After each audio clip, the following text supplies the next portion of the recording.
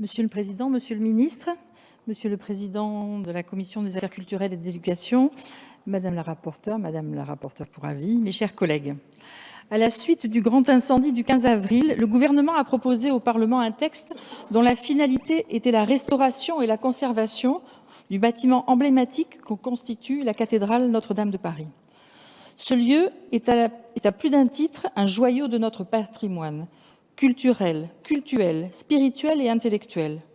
Notre charge était donc de trouver la voie d'une restauration tout à la fois efficace et rapide, conforme à l'engagement du Président de la République d'y parvenir en 5 années et qui reste aussi fidèle à l'esprit du lieu, tel qu'il était parvenu jusqu'à nous par l'investissement successif des générations d'hommes et de femmes qui ont œuvré à ce chef-d'œuvre.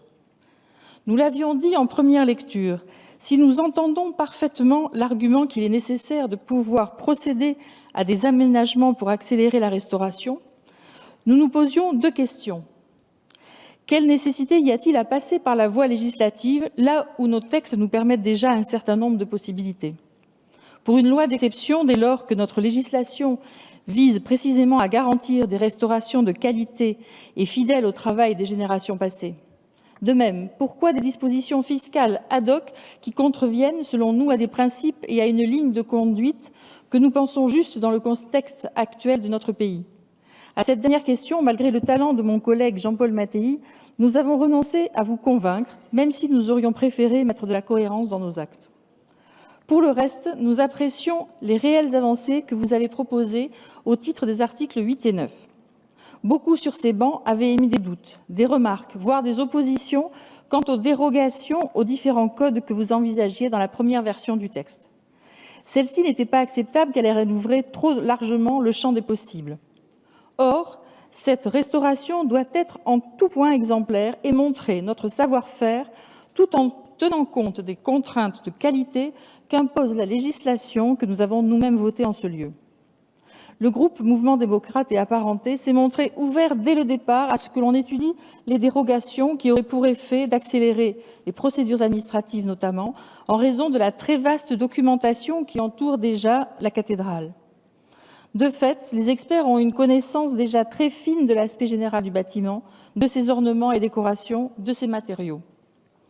C'est la raison pour laquelle nous avons été rassurés par l'amendement du gouvernement présenté en séance en 2e lecture et qui vient encadrer clairement et sur des champs restreints les dérogations envisagées. C'est le cas par exemple de celle prévue à l'article L. 523-9 du Code du patrimoine qui prévoit que c'est l'opérateur national, l'Institut national de recherche archéologique préventive, qui sera chargé de la réalisation des fouilles archéologiques.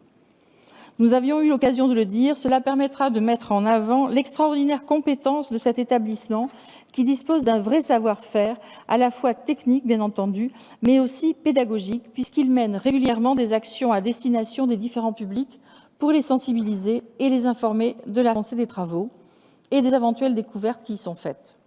Nous souhaitons ainsi que ce chantier puisse être l'occasion d'une association large du public et des touristes.